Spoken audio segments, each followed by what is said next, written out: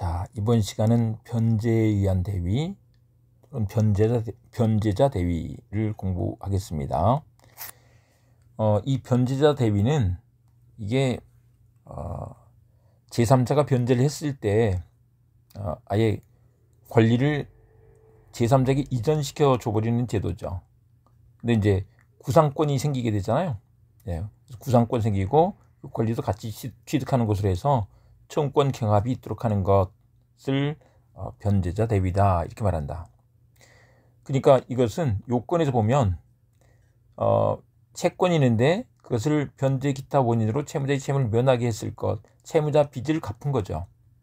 그런데 나번에 변제자가 채무자에 대해 구상권을 가질 것인 거죠.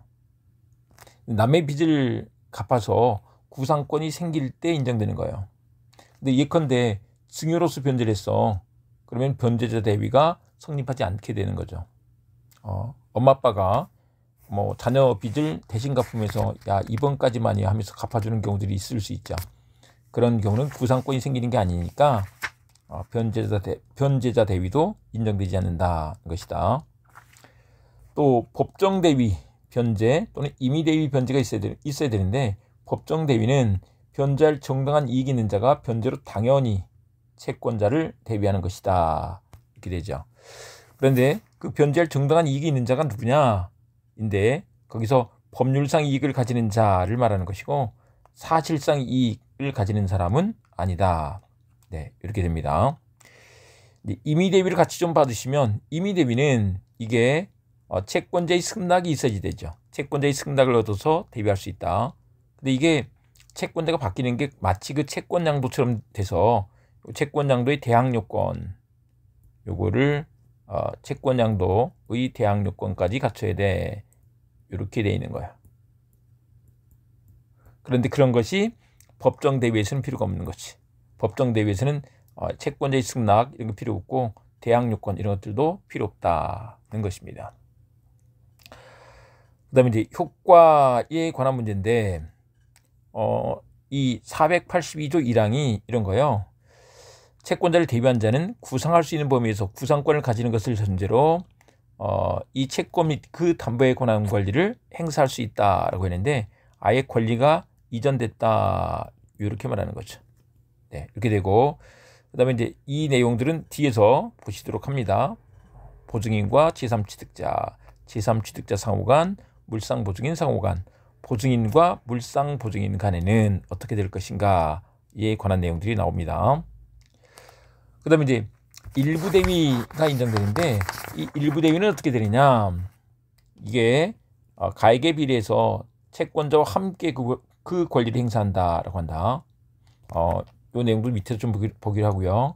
그런데 계약 해지 또는 해제는 채권자만 할 수 있죠.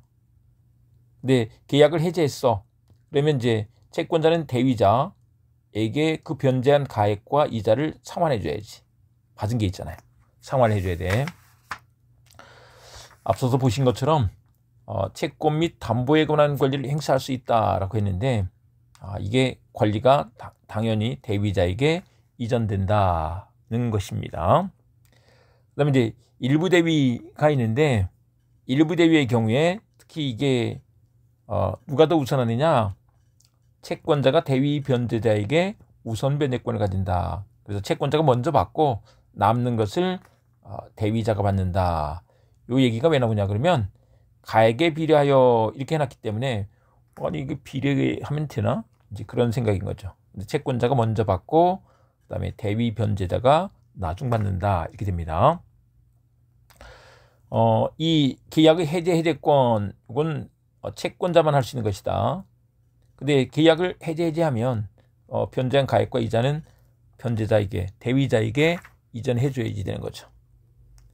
그다음에 이제 법정 대위자 상호간의 효과가 나왔는데 이게 보증인과 제3취득자 간의 관계예요. 근데 여기는 바로 이렇게 외워버립니다. 보증인은 제3취득자에게 대위할 수 있어. 근데 제3취득자가 보증인에게는 대위를 못하죠.